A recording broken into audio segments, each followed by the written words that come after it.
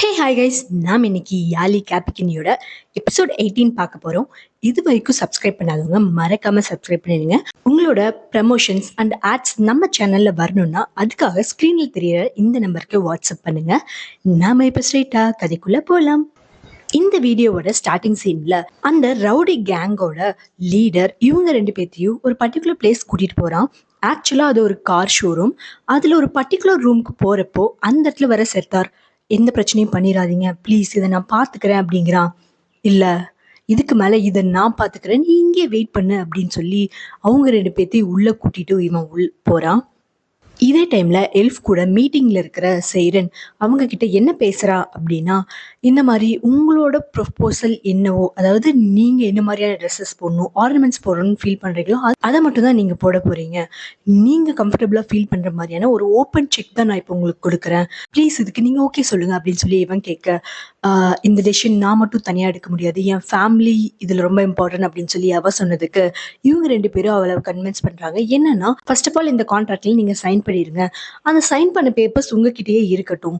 உங்களுக்கு ஓகே, உங்கள் ஃபேமிலியும் ஓகே சொல்லிட்டாங்க, உங்களுக்கு ஓகே அப்படிங்கிற பட்சத்தில் நீங்கள் இதை வச்சுக்கோங்க. இல்லை ஃபேமிலி நோ சொல்லிட்டாங்க அப்படின்னா நீங்கள் அப்படியே இதை கிழிச்சு போட்டுருங்க, தூக்கி போட்டுருங்க. பட் இப்போ நீங்கள் சைன் பண்ணிக்கோங்க அப்படின்னு சொல்லி ரெண்டு பேருமே பேச, சரி ஓகேன்னு இவ அந்த இடத்துலயே அந்த பேப்பர்ஸில் சைன் பண்ணிடுறா. இந்த நேரத்தில் அந்த ரவுடி கேங் ஃபெரித் கிட்ட, நீ சர்தார்கிட்ட பேசணும் பதில முதல்ல என்கிட்ட பேசுடா அப்படின்னு சொல்லி அந்த ஹெட் பேச, அப்பா அப்படின்னு, இல்லை இது ஒரு மிஸ் அண்டர்ஸ்டாண்டிங் தான், நீங்கள் எதுவும் தப்பாக நினச்சிக்காதீங்க அப்படின்னு சொல்லி நடுவில் வரான். இது பிடிக்காத அந்த கேங் லீடர் அவனை ஒரு அடி பலார்னு விட்டுறான். இதை பார்த்ததுமே ஃபெரித்துக்கு பயங்கர கோவம் வருது. பட் அமைதியாரு அப்படின்னு சொன்னனால இவன் எதுவுமே பண்ணல. இந்த டைமில் சர்தார் உள்ள சத்தம் போட்டு உள்ளே வரான். வந்து இதுக்கு மேலே நான் பார்த்துக்கிறேன், நீங்கள் போங்க அப்படின்னு சொல்லி அனுப்பி வச்சிடுறான். உள்ளே வந்த அவன், இப்போயாவது உனக்கு என்னை பற்றி ரொம்ப நல்லா புரிஞ்சிருக்குன்னு நினைக்கிறேன், இதுக்கு மேலே நீ இங்கே இருக்கிறது உனக்கு தான் ரொம்ப பெரிய ப்ராப்ளம், உன்னை விடாது இவருக்கு நல்லா புரியும்னு நினைக்கிறேன், இங்கேருந்து கிளம்புங்க அப்படின்னு சொல்லி ஒரு மாதிரி வான் பண்ணியும் மிரட்டியும் அங்கிருந்து அனுப்புகிறான்.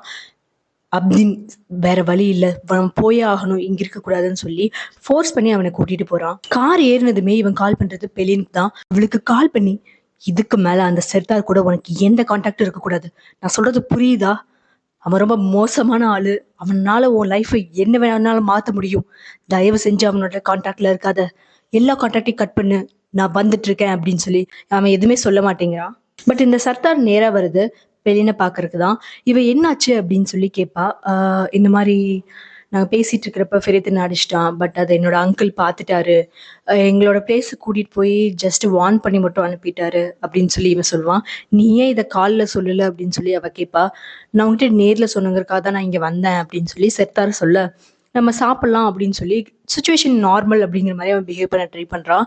பட் இந்த இடத்துக்கு எப்போ வேணாலும் ஃபெரித் வருவான் அப்படிங்கிறனால அவன் ஃப்ரெண்ட் கிட்டே இவ செய்ய பண்ண, சரி நம்ம வெளியே போகலாம் அப்படின்னு சொல்லி அவளை கூட்டிட்டு அவங்க வெளியே போயிடுறாங்க. இப்போ இந்த இடத்துல இருக்கிறது பெரியன் மட்டும்தான். இந்த டைம்ல ஃபெரித் நேராக பார்க்க வர்றது சைரன் தான். ஃபெரித் வர டைம்ல சைரன் வீட்டில் தான் இருக்கா. வந்து இவர் எவ்வளோ சாரி கேட்பான், சாரி என்னை மன்னிச்சிடு, என்னால் வர முடியல, இப்போ நான் கால் பண்ணுறேன், மறுபடியும் அந்த மீட்டிங்க்கு அரேஞ்ச் பண்ணலாம், நம்ம கண்டிப்பாக மீட் பண்ணலாம், அந்த மீட்டிங் கேன்சல் ஆக நான் விட மாட்டேன் அப்படின்னு சொல்லி இவன் சொல்கிறான். மீட்டிங் கேன்சல் ஆக நீ விட மாட்டியா, நான் எப்போ மீட்டிங்கை முடிச்சிட்டேன், நான் மீட்டிங் அட்டன் பண்ணிட்டேன் அப்படின்னு சொல்லி இவன் சொல்கிறா. என்ன சொல்கிற, நான் இல்லாமல் நீ மீட்டிங் அட்டன் பண்ணியா அப்படின்னு சொல்லி இவன் ரொம்ப கோவமாக கேட்குறான். ஆமாம், நீ ப்ராமிஸ் பண்ண வரேன்னு, பட் நீ வரவே இல்லை, உனக்காக நான் இதுக்கு மேலே வெயிட் பண்ண முடியாதுன்னு தோணுச்சு, இது நீ பிளான் பண்ணி தான் பண்ணியிருக்க, உனக்கு நான் அந்த மீட்டிங் அட்டன் பண்ணக்கூடாது, நீ வரக்காக நான் வெயிட் பண்ணுவேன், மீட்டிங் அட்டன் பண்ண மாட்டேன்னு நீ நினச்சிட்டு இருந்தல அப்படின்னு சொல்லி இவன் ரொம்ப கோவமாக பேசுகிறா. நீ என்ன பேசுகிற அப்படின்னு சொல்லி இவன் ரொம்ப கத்த ஆரம்பிச்சிடுறான். இவங்க ரெண்டு பேத்துக்குள்ள ரொம்ப சண்டை அதிகமாக சத்தம் கீழே கேட்க அந்த இடத்துக்கு இஃப்கட் வரா. இஃப்கட் வந்து, இது என்ன வீடா காய்கறி மார்க்கெட்டா, எதுக்கு இப்படி கத்திட்டு கிடக்குறீங்க அப்படின்னு சொல்லி இவ கேட்பா. அதுக்கு ஃபெரித், உங்க ரூம்ல என்ன நடக்குதுன்னு நாங்க கேட்டோமா, எங்க ரூம்ல என்ன நடந்தாலும் அதை கேட்குற உரிமை உங்களுக்கு கிடையாது, வெளியே போங்க முதல்ல அப்படின்னு சொல்லி அவன் சொல்றான். அவன் இன்டைரக்டா மீன் பண்றது இது அவளுக்கு புரிஞ்சிருது. இவ எதுவுமே பேசாம அப்படியே விட்டுட்டு அங்கிருந்து போயிடுறா. கீழே போனதும் அங்க ஓர்கனை பார்த்து, ஃபெரித்க்கு உண்மை தெரிஞ்சிருக்கு, அவன் ரொம்ப இன்டைரக்டா சொன்னான், எனக்கு அது புரிஞ்சுது, அவனுக்கு எப்படியோ இந்த உண்மையெல்லாம் தெரிஞ்சிருக்கு, அதனால தான் அவன் இப்படி நடந்துக்கிறான் அப்படின்னு சொல்லி சொல்றா.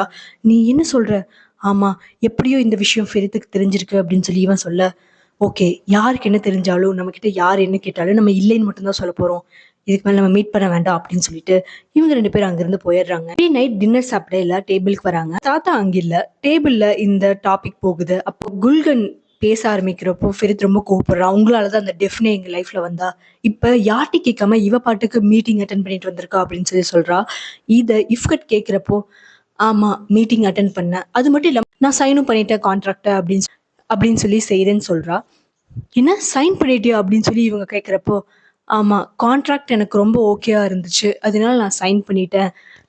இதுல பேசுறதுக்கு ஒண்ணுமில்ல அப்படின்னு சொல்லி இவ சொன்னதுமே எல்லாரும் கொஞ்சம் கோவப்படுறாங்க.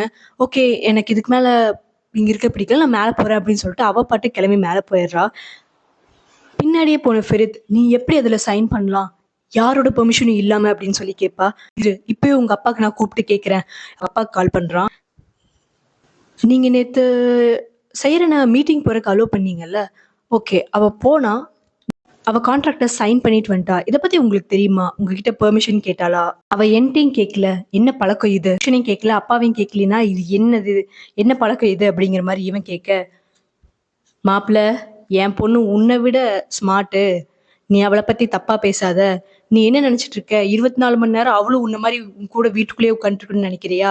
அவ ஏதாவது பண்ணணும்னு பண்றா அப்படிங்கிற மாதிரி இவன் பேசுறான். உடனே ஃபெரிட், இங்க பாருங்க, அவ சைன் பண்ணிட்டு வந்த கான்ட்ராக்ட் பத்தி நான் பேசிட்டு இருக்கேன். அதுல என்ன வேணாலும் எழுதியிருக்கலாம். போட்டோஸ் எல்லா பக்கமும் வரும். நிறைய பேர் அவளை பார்ப்பாங்க.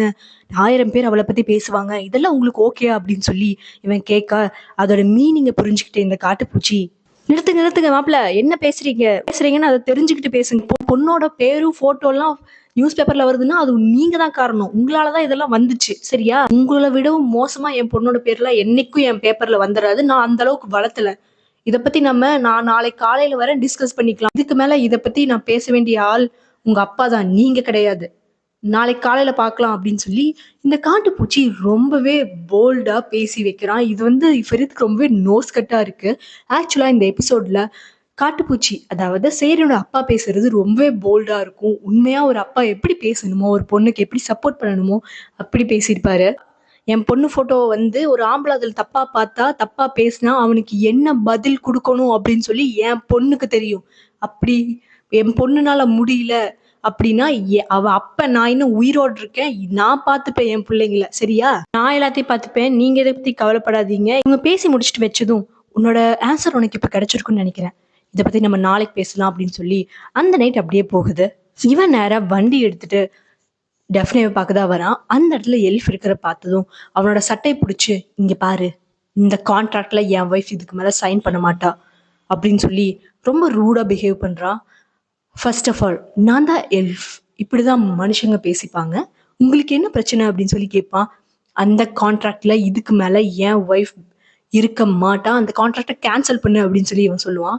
பேரனுக்கு அந்த கான்ட்ராக்ட் வேண்டாம் அப்படின்னு சொல்லி அவங்க ஒரு செகண்ட் சொன்னா, அதுக்கப்புறம் நாங்க அவங்க கூட ஒர்க் பண்ண மாட்டோம்.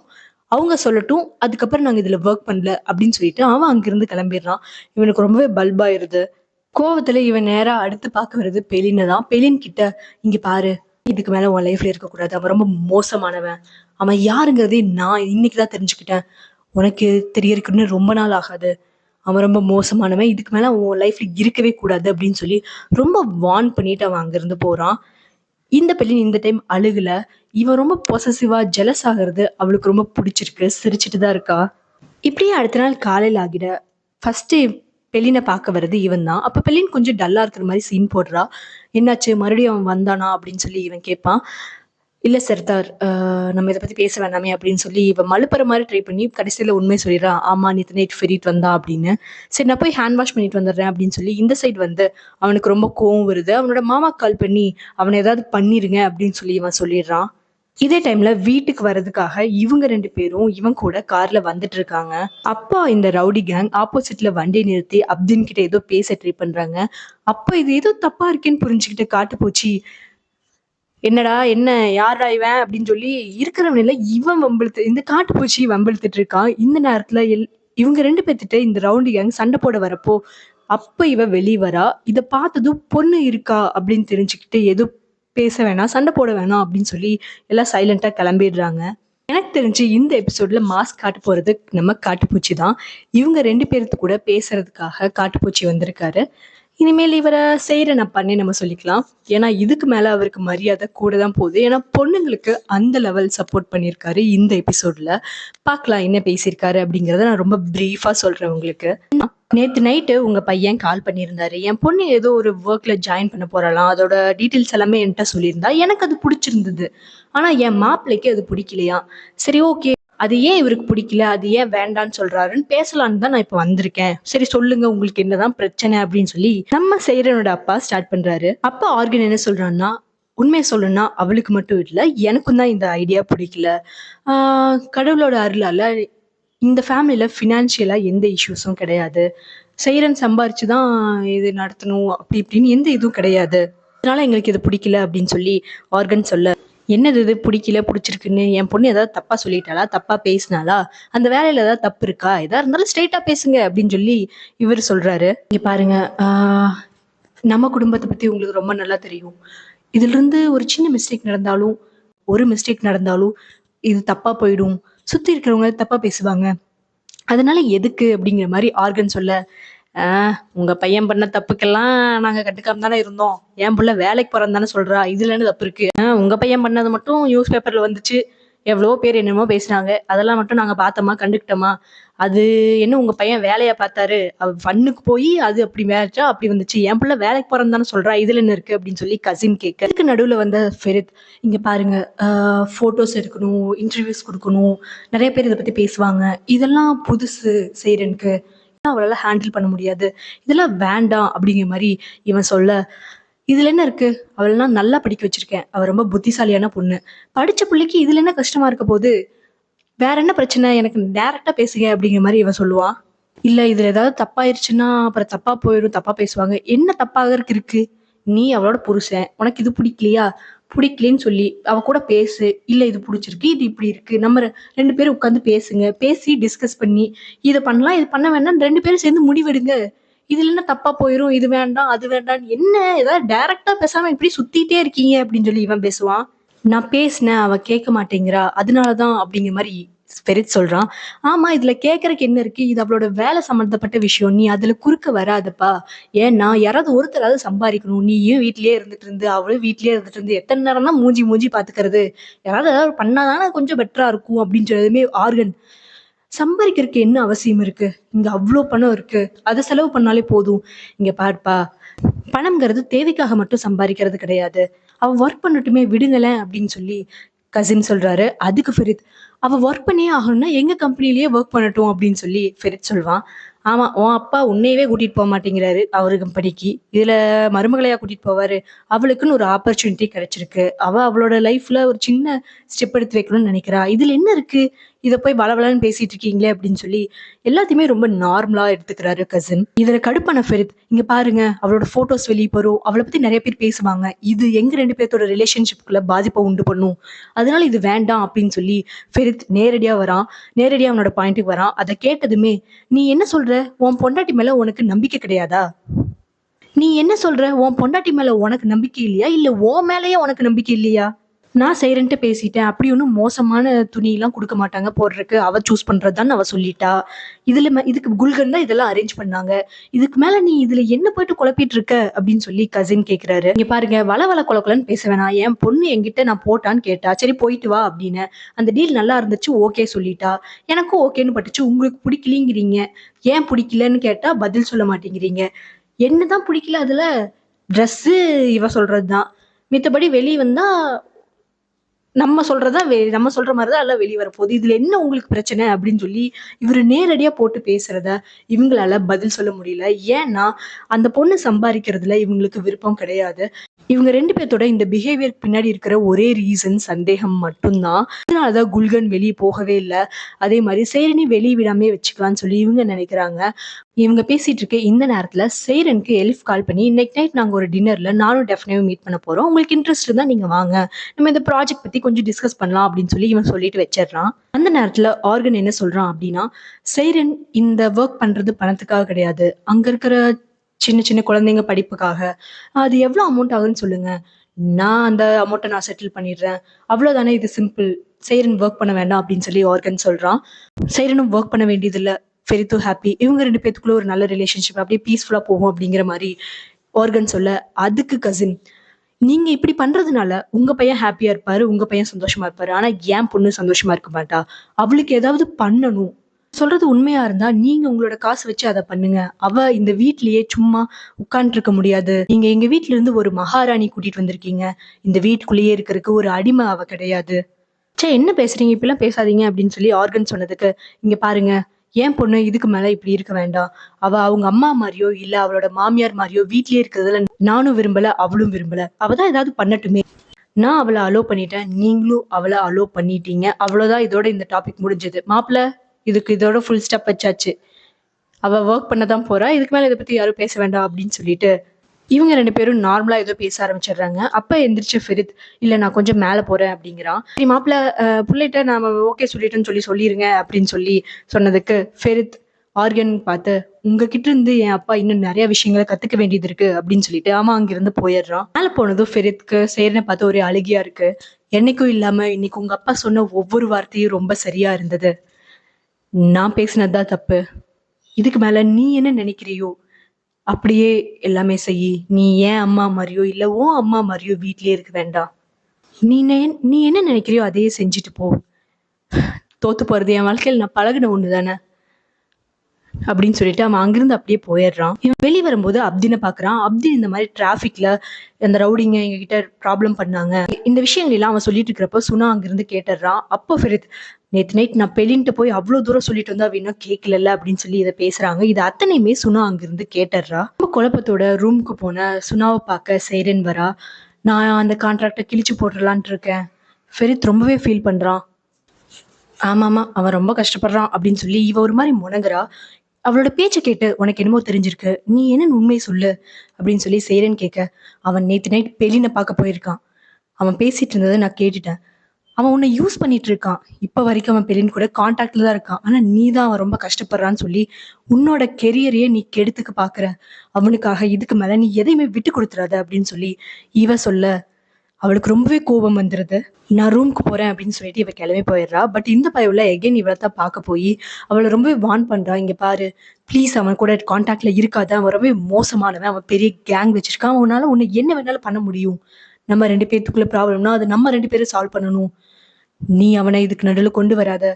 அவன் என்ன வேணாலும் பண்ண முடியும்" அப்படின்னு சொல்லி இவன் எவ்வளவோ பேசிட்டு அவன் இங்கிருந்து கிளம்புறான். நைட் ஆயி வீட்டுக்கு வந்தா இவ ரொம்ப மோசமான கண்டிஷன்ல உட்காந்துருக்கா. "நான் உன்கிட்ட ஒரே ஒரு டைம் தான் கேட்பேன். எனக்கு உண்மைய சொல்லு. நேத்து நைட் நீ பெலின் வீட்ல தான் இருந்தியா?" அப்படின்னு சொல்லி கேட்பான். இவன் என்னமோ சமாளிக்க ட்ரை பண்ணுவான். பட் அங்க போனியா இல்லையா அப்படின்னு சொல்லி இவ கேட்பா. "ஆமா, நான் அங்க தான் போனேன். ஒரு பிரச்சனையில இருந்து அதுக்காக தான் போனேன்" அப்படின்னு இவளுக்கு ரொம்பவே கோவம் வந்துரும். "உனக்காக அந்த ஜாபே வேண்டான்னு நான் நினைச்சேன். ஆனா நீ இன்னும் அவ கூட பேசிட்டு இருக்க" அப்படின்னு சொல்லி இவ சொன்னதுக்கு, "ஹே பரவால்ல, இதெல்லாம் நீ யோசிச்சிருக்க பாரேன்" அப்படின்னு சொல்லி அவன் இன்னும் ஃபன்னா தான் பேசுறான். இவங்க 2 பேத்துக்குள்ள இந்த ஆர்குமெண்ட் முத்தி போய் கடைசியில அவன் என்ன சொல்லிடுறான் அப்படின்னா, "நீ என் வாழ்க்கையில எதுவுமே கிடையாது. ஆனா பெலின் என் வாழ்க்கையில கடைசி வரைக்கும் இருப்பா. எப்பவுமே என் லைஃப்ல பெலின் இருப்பா" அப்படின்னு சொல்லி இவன் சொல்லிடுறான். "ஓ அப்படியா? உன் வாழ்க்கையில இருந்து அவ என்ன பண்ண போறா? 2 பேரும் என்ன பிளான்ஸ் வச்சிருக்கீங்க?" அப்படின்னு சொல்லி சைரன் கேட்க, "என் குழந்தை பெலின் வயித்துல தான் வளரும்" அப்படின்னு சொல்லி இவன் அதிகமா பேசிடுறான். "வெளிய போடா" அப்படின்னு சொல்லி அசிங்கமான வார்த்தைகள் பேசி அவன அங்கிருந்து வெளிய அனுப்பிடுறான். அவனே கொஞ்சம் பயந்து தான் வெளிய போறான். அவன் போனதுமே அங்கிருந்து ரூம்ல இருக்க திங்ஸ் எல்லாம் இவ உடைச்சு போட்டுடுறா. இடத்துல அந்த ரூம்க்கு சுனா வரா. சுனா இவள இந்த கண்டிஷன்ல பார்த்ததுமே அவள கொஞ்சம் தேத்தி நார்மல் பண்றா. இவன் நேரா அப்தின கூட்டிட்டு நம்ம வெளிய போலாம் அப்படின்னு சொல்லி கார் ஏறி போயிடுறான். பயங்கர கோவத்தோட வெளிய வந்த சைரன், "உன் தங்கச்சினால என்னென்ன பண்ண முடியும் அப்படிங்கிறத நீ இன்னைக்கு பார்க்க போற.